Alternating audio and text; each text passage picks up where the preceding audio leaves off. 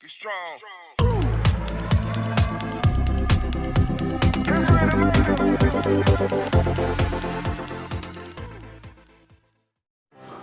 Assalamualaikum warahmatullahi wabarakatuh. Kembali lagi bersama saya Kang Kumis. Kali ini Kang Kumis kembali menemani Anda tentunya dengan tema-tema terbaru dan menarik ya. Namun sebelum lanjut ke tema, nggak ada salahnya silahkan Anda subscribe lebih dahulu agar Anda tidak ketinggalan topik menarik lainnya ya. Bersama Kang Kumis tentunya channel yang selalu membahas permasalahan rumah tangga, percintaan hingga masalah perselingkuhan.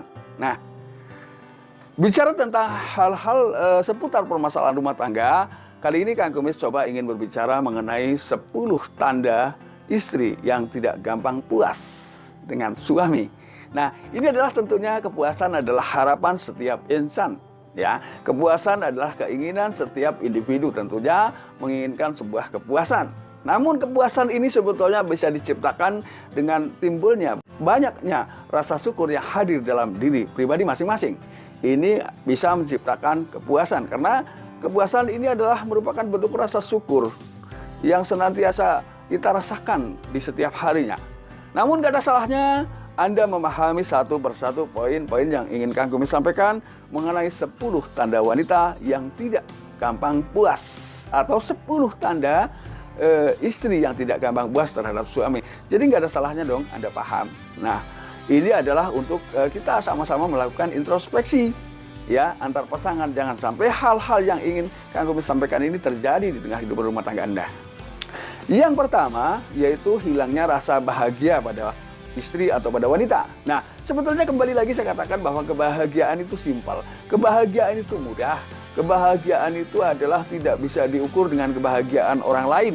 Ini yang pertama. Tapi bagaimana kita bisa membahagiakan diri kita sendiri dengan cara kita, dengan kondisi kita, dengan keadaan kita saat itu. Ya, kebahagiaan itu sebetulnya tergantung bagaimana kita menyikapi setiap permasalahan yang hadir di tengah kehidupan kita. Ini yang pertama. Kemudian yang kedua, selalu merasa kekurangan. Bicara kekurangan ini sebetulnya berapapun yang kita dapat, kalau keinginan kita selalu ingin terpenuhi, sementara penghasilan atau tingkat ekonomi kita ini memang belum mampu, atau katakanlah ini berarti suka memaksakan kemampuan pasangan. Ini tentunya justru dapat merusak kehidupan rumah tangga kita. Karena semua rezeki, jodoh, maut itu sudah dalam aturan Allah.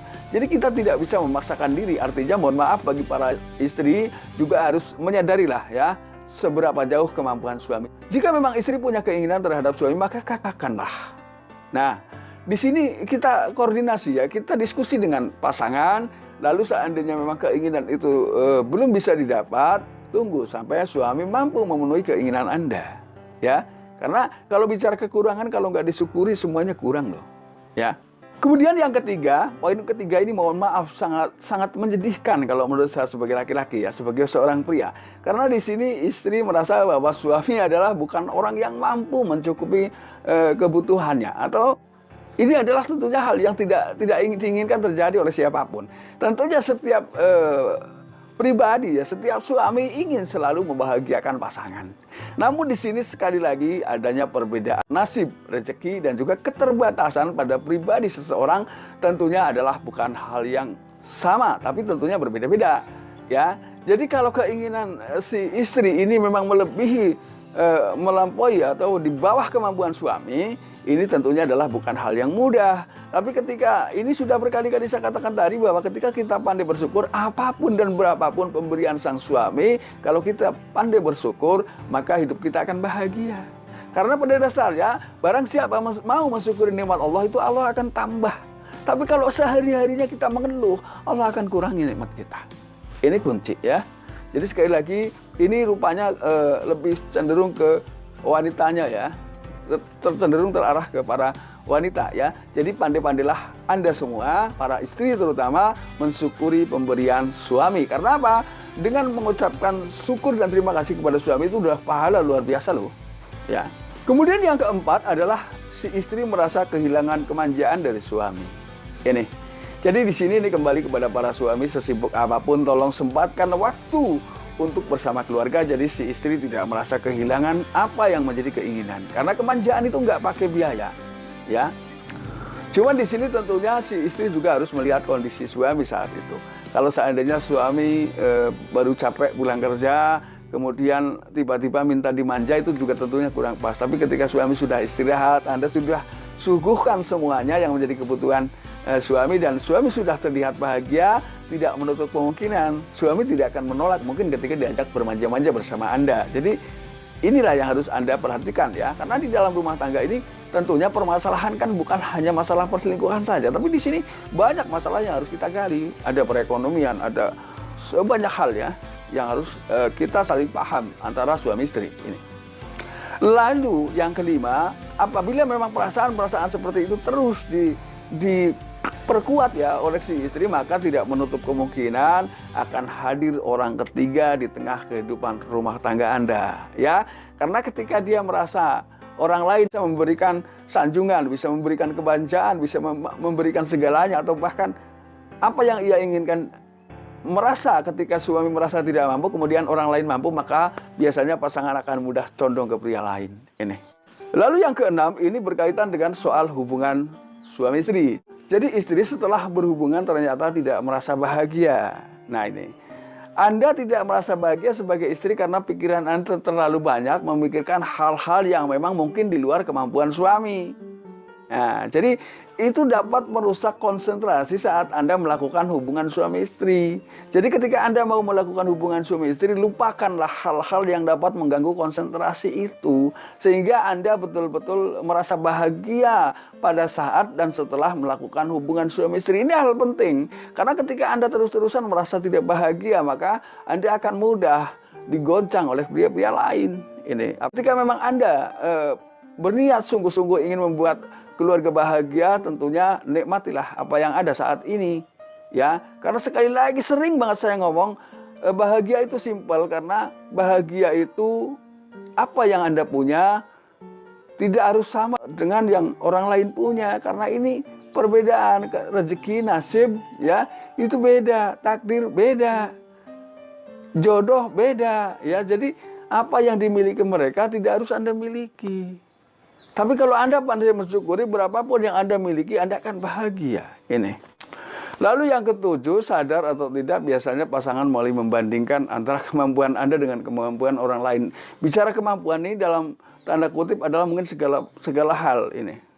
Ini yang mungkin mulailah menciptakan keretakan-keretakan dalam rumah tangga Anda ketika memang istri sudah mulai membandingkan. Lalu kemudian yang kedelapan, istri mudah mencari kepuasan dengan pria lain. Karena mungkin anggapan si istri, Anda adalah bukan pria yang mampu memberikan kepuasan. Kepuasan ini kan ada dua hal yang memang harus dicapai secara sinergi, secara bersamaan, yaitu kepuasan lahiriah dan batiniah. Ini perlu Anda perhatikan. Kemudian yang kesembilan, istri menjadi gampang tergoda oleh pria lain. Ya ini. Tapi kembali lagi, untuk menghindari semua itu sebetulnya sangat bisa dilakukan ya, bukan mudah, tapi mungkin bisa dilakukan kalau sering terjadinya diskusi antara Anda dengan pasangan Anda. Jadi setiap permasalahan jangan tumpahkan kepada orang lain, tapi diskusikan dengan pasangan Anda.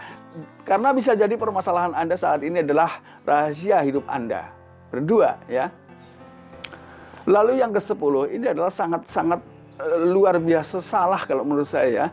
Jadi si istri ini selalu memandang bahwa si suami adalah bukan orang yang punya kemampuan, atau menganggap si suami adalah orang yang sudah penuh dengan kekurangan.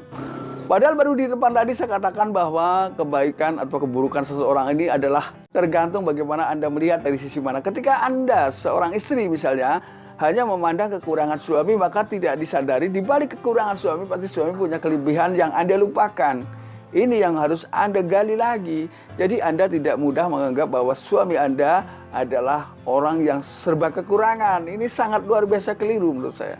Nah sahabat Kang Kumis yang Kang Kumis cintai, ini adalah sebagai gambaran bagi Anda khususnya sudah berumah tangga, bagaimana kita menyikapi situasi kehidupan di tengah rumah tangga Anda.